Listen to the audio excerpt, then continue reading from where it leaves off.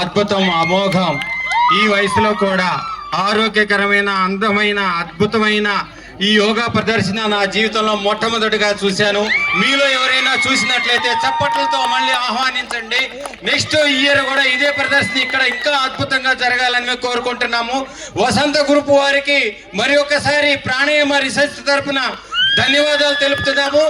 Veman yoga research institute, Pranayama research institute యోగాని అద్భుతంగా ముందుకు తీసుకెళ్లడంలో ముందు ఉన్నాయి.